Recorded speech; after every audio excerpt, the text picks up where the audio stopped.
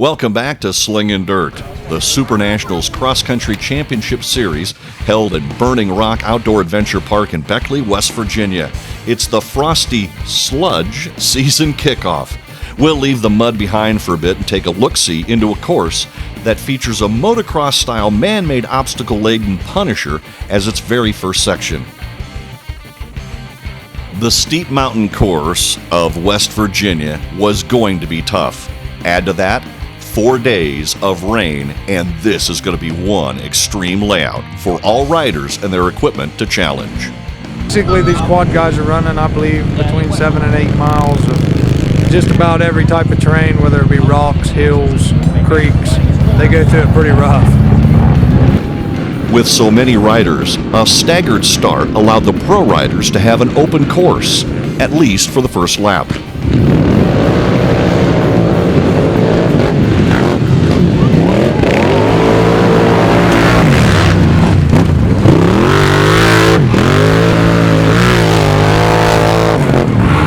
The ATVs will be racing for 2 solid hours on a very extreme course.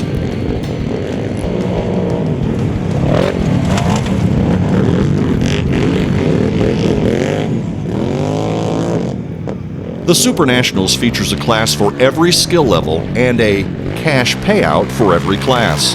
Lots of riders in lots of classes makes for a very fun day.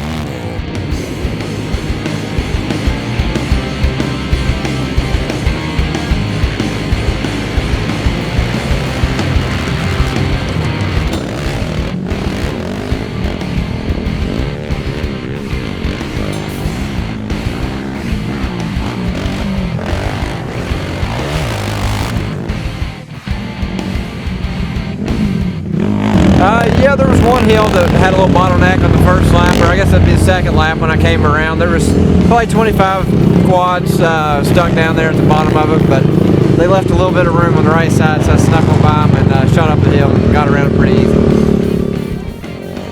What was truly amazing was the use of alternative routes by Brian Buchanan of the Super Pro Division. The Can-Am rider made 5 laps and finished 15 minutes ahead of the next rider, who was Mark Patrizio.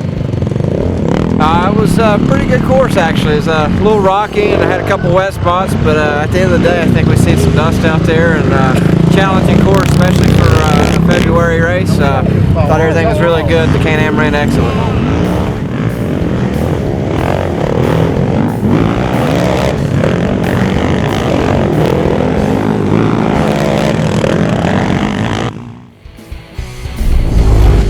In the side-by-side division, it was all Polaris racers. Some bikes were highly customized, and some bikes were literally right off the Polaris showroom floor. After the first race, I'm about 36 years old and been on quads all my life, dirt bikes, but never actually competed in a sanctioned event.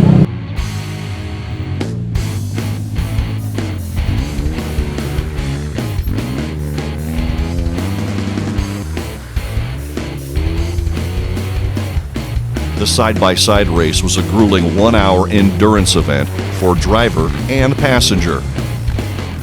This extreme course layout is well planned and very well marked out by course designer Bill Reed. Things are going really well. The track's holding up good. We went through our mini muscle class, our pee-wee class, our youth classes, and also our pro and amateur ATV class. Track's holding up really well. There were a bottleneck or two on some of the tougher sections, but that's the reason we put those in, is to challenge all the riders, not just the guys who haven't ridden much, but we're going to challenge everybody, and we're going to make it fun and exciting for everybody that's riding. There's a lot of inclines that you'll be going up. There's also a lot of steep downhills that have a lot of rock in them.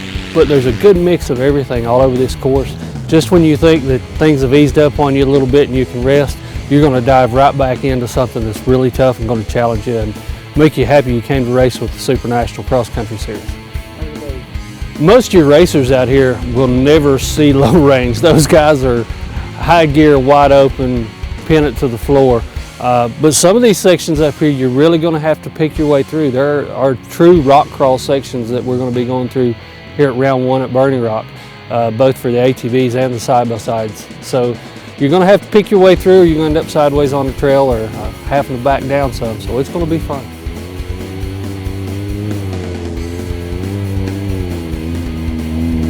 There are also some wider open roads and some wide sweeping turns that you'll be able to get by that competitor that's been holding you up through the technical stuff.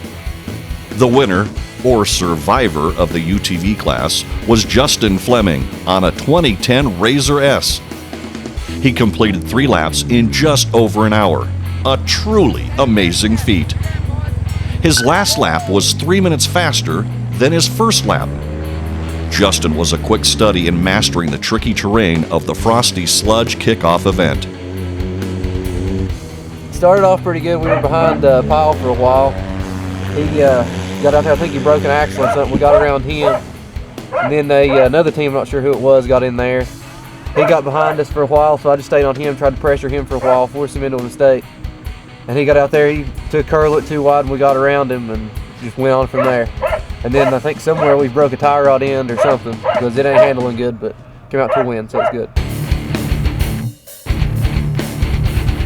Coming up, we'll go back to the heat of Texas with the High Lifter Mud Nationals.